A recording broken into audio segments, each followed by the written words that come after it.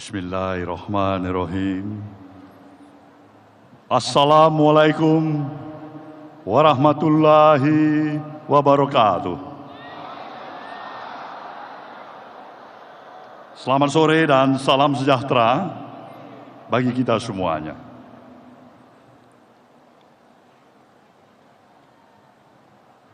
Yang saya hormati pimpinan Majelis Tinggi beserta para anggota, Dewan Pertimbangan, Dewan Pakar, Mahkamah Partai, fungsionaris Dewan Pimpinan Pusat, Dewan Pimpinan Wilayah, Dewan Pimpinan Daerah, Dewan Pimpinan Cabang, beserta dengan Dewan Pimpinan Ranting dari seluruh persada tanah air yang hadir pada apel siaga yang kita laksanakan pada sore hari ini. Di tengah-tengah kita juga hadir para sahabat dari Koalisi Perubahan. Kita berikan tepuk tangan untuk Ketua Umum Partai Demokrat, Mas Agus Harimurti Yudhoyono. Dari Partai Kesejahteraan Sejahtera, Bung Ahmad Sayhu. Rekan-rekan kita sebagai utusan khusus dari Partai Golkar juga hadir. Kita berikan tepuk tangan untuk itu. Sahabat-sahabat kita dari Pemuda Pancasila, hadirin dan hadirat yang saya muliakan. Pertama-tama saya ingin mengajak kita semuanya sekali lagi menghantarkan puji dan syukur kita kehadirat Sang Maha Pencipta, Tuhan Yang Maha Esa.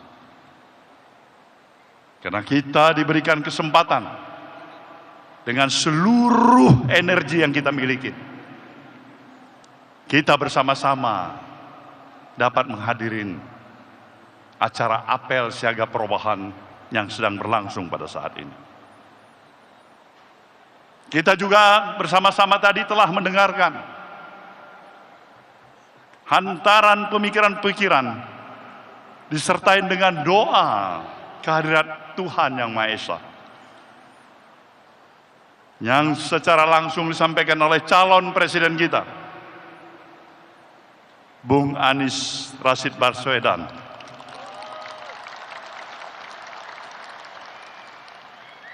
Yang datang bersama dengan Ibu. Tentu doa dan harapan, pemikiran-pemikiran yang dilontarkan oleh calon presiden kita ini adalah bukan hanya dialamatkan kepada kita, tapi kita juga mempunyai kewajiban untuk lebih meluaskan harapan dan pikiran-pikiran yang telah dilontarkan kepada seluruh lapisan masyarakat, rakyat dan bangsa yang kita miliki. Kita berkewajiban untuk itu.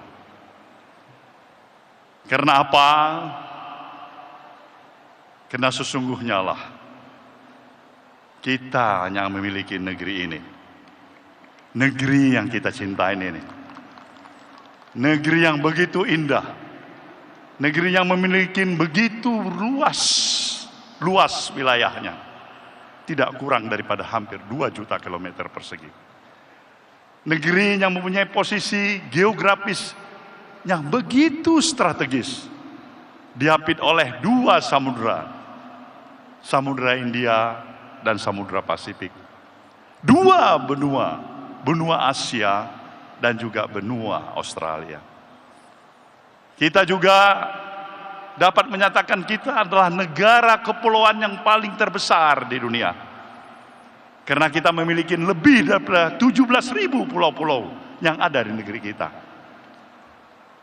Kita juga jelas mengetahui Negeri kita ini mempunyai kontur dan struktur tanah yang subur. Mineral reserve kita, sumber daya kekayaan alam kita, Allahu Akbar, luar biasa. Kita juga memiliki luas panjang pantai kita nomor 2 terpanjang di dunia. Kita juga memiliki jumlah penduduk kita sekarang ini yang hampir mendekati 280 juta. Itu artinya kita memiliki jumlah kebesaran penduduk nomor 4 yang terbesar daripada negara-negara yang ada di dunia pada saat ini. Apakah hanya itu yang kita miliki? Tidak. Ada yang lebih hebat lagi. Para pemikir bangsa kita, the founding father, telah melihat betapa uniknya negeri kita ini. Dengan perbedaan-perbedaan yang kita miliki. Berbeda agama, berbeda suku, berbeda dialek, berbeda budaya. Semuanya ini telah dipikirkan. Dipikirkan untuk tidak menyebabkan perbedaan-perbedaan ini melahirkan perpecahan di antara kita satu sama lain. Inilah yang telah dipikirkan oleh para pemikir bangsa ini. Dan untuk itulah para pemikir bangsa, the founding father kita, telah melahirkan suatu alat sebagai perekat bagi persatuan dan kesatuan kita, yang menjadi ideologi kita, yang kita kenal, Pancasila. Nah, inilah menjadi kekuatan kita, Pancasila, sebagai pandangan hidup kita. Nah, saudara, para hadirin yang saya hormati, begitu luasnya, begitu indahnya, begitu hebatnya negeri yang kita miliki ini. Apa yang masih menyebabkan kita belum bisa menyatakan negeri kita ini sudah sepantasnya menjadi negara superpower seperti negara-negara lain yang lebih hebat dibandingkan dengan apa yang kita miliki hari ini? Apa yang menyebabkan ini? Kenapa kita belum mampu mencapai tingkatan dan harapan seperti apa yang diharapkan oleh pendiri bangsa ini? Bukan karena kita negara yang kurang luas, bukan karena negara kita kurang kaya, bukan karena jumlah penduduk kita kurang besar, bukan karena kontur struktur tanah kita kurang subur. Semuanya kita miliki. Tapi satu hal yang menjadi masalah besar bagi kita sebagai satu bangsa. Nah, ini yang perlu saya ingatkan kepada saudara. Bahwasanya pikiran, gerakan perubahan yang juga sejalan dengan apa yang pernah dikonstatir oleh Presiden Jokowi untuk melaksanakan revolusi mental adalah sebenarnya identik dengan misi gerakan perubahan kita. Senafas, sebangun, sejalan.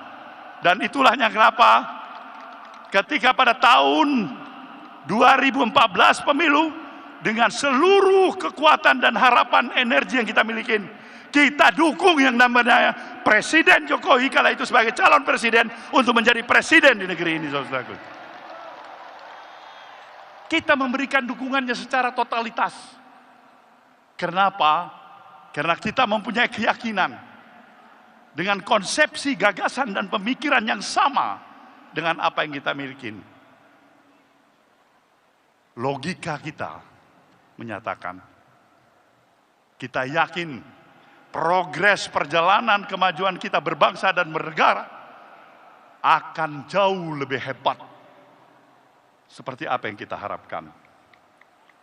Tapi sayang, 1000 kali sayang,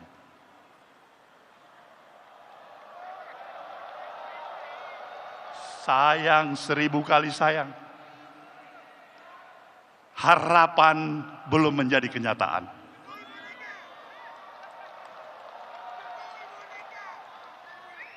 Apa yang harus berani kita nyatakan menjelang 78 tahun kemerdekaan bangsa yang kita miliki?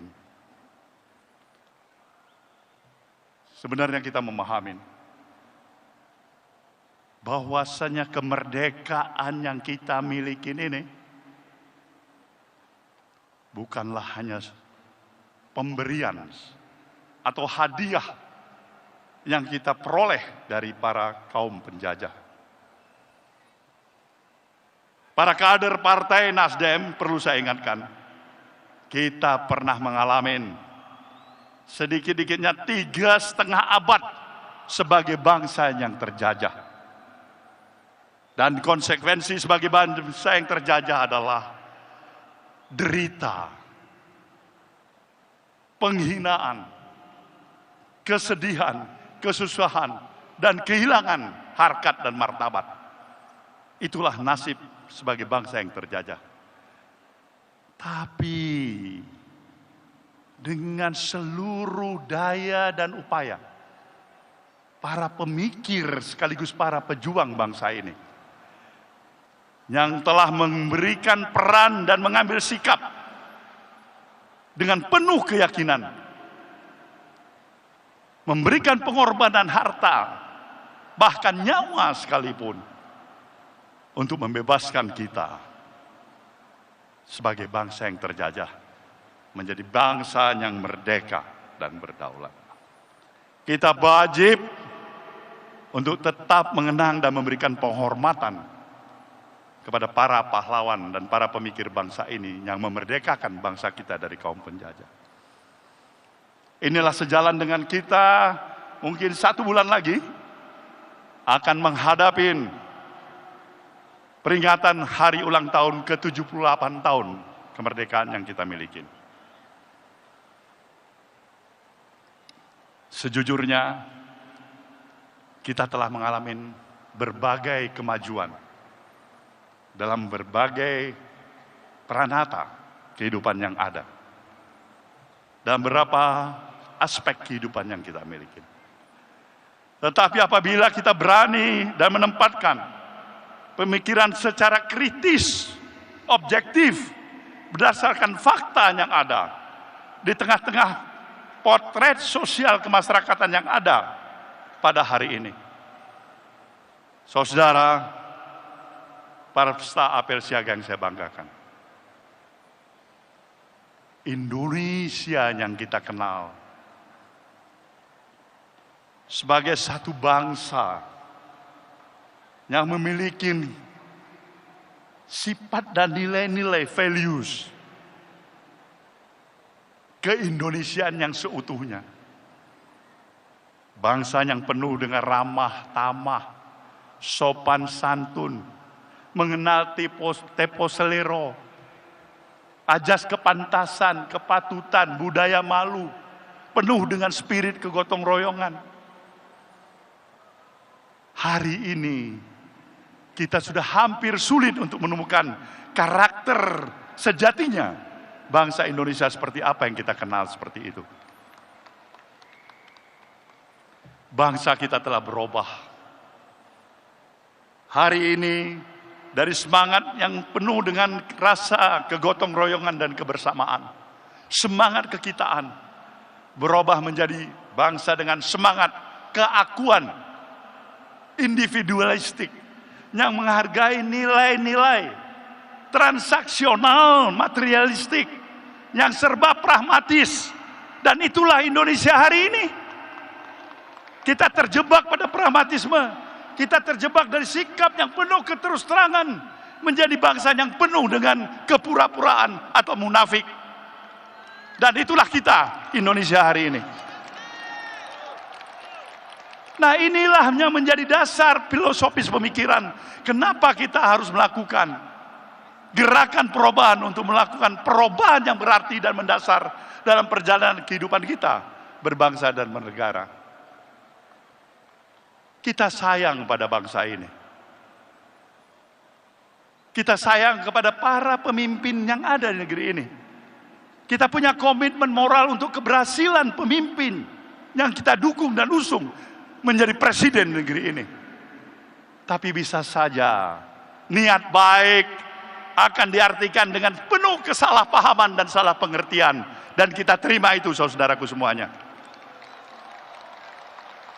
Tapi bukan berarti kalau memang niat baik, kesalahpahaman, salah pengertian, kemudian kita merasa terjepit, tertekan, tertindas, terhalangin, kemudian kita menyerah.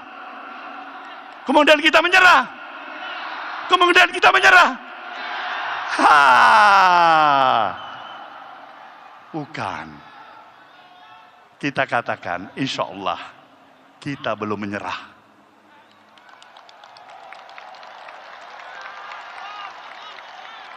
Dasar pemikiran inilah yang kita mau agar kita tetap konsisten dengan pemikiran-pemikiran nilai-nilai kebangsaan yang seutuhnya untuk memberikan penghormatan nilai pluralisme kebangsaan kita. Kenapa kita harus memilih Anies Baswedan? Karena kita mau membuktikan pluralisme yang kita hargain bukan hanya di bibir, tapi juga dalam praktek kehidupan yang nyata, saudaraku semuanya. Pemikiran-pemikiran yang dinamis, moderat, dan penuh dengan konsistensi pemikiran dalam rasa membangun ke-Indonesiaan yang seutuhnya. Wajib terus-menerus kita perjuangkan.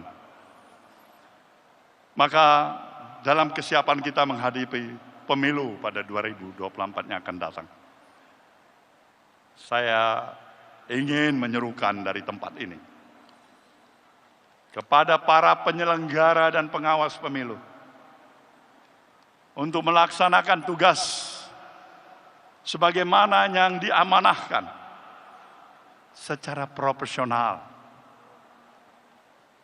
dan bermoral, terlepas dari semua intervensi kepentingan, dan tetaplah tegak lurus pada nilai kejujuran dan keadilan. Kita memerlukan pemilu yang seperti itu. Tidak ada gunanya pemilu kita laksanakan kalau pemilu itu berakibatkan kepada perpecahan daripada anak bangsa ini. Musuh kita bersama bukanlah musuh di antara kita satu sama lain. Bukan musuh atas dasar perbedaan agama, perbedaan partai politik, tapi musuh kita adalah kebodohan, ketidakadilan. Inilah musuh bersama kita dalam kehidupan kita berbangsa dan bernegara. Maka pada saudara semuanya, keluarga besar Partai Nasdem, dari struktur wilayah, daerah, cabang, kemudian DPRD, saya nyatakan penghormatan dan penghargaan saya yang setinggi-tingginya. Saudara telah menunjukkan komitmen jati diri saudara untuk hadir dengan pengorbanan yang ada ke Jakarta dari berbagai wilayah di Nusantara ini demi menyatakan saudara masih ada sebagai kader partai ini. Saya amat berbesar hati dan berbangga hati sebagai pimpinan saudara. Sampaikan salam perjuangan saya kepada seluruh keluarga besar kita di kampung halaman. Kepada para seluruh konstituen kita, katakan insya Allah di diri dan hati kita ini berbagai tantangan halaman yang kita hadapin, tapi dengan tekad dan niat baik yang ada, kita akan tetap menjadi Spartan yang tangguh untuk menghadapi itu. Kita harus berani menyatakan, kalau takut dilanda ombak, janganlah pernah berumah di tepi pantai. Inilah kita Nasdem, saudaraku semuanya. Maka untuk itulah di akhir untuk pidato saya ini, sebuah pantun dari Pulau Sumatera di wilayah timur, saya utarakan pada saudara. Pulau Pandan jauh di tengah. Di balik pulau si angsa dua. Hancurlah badan dikandung tanah. Budi yang baik kan dikenang jua. Selamatlah berjuang saudaraku semuanya. Semoga jalan perjuangan kita tetap di jalan yang diridhoin oleh Allah Subhanahu wa taala. Terima kasih. Wabillahi taufik wal hidayah. Wassalamualaikum warahmatullahi wabarakatuh.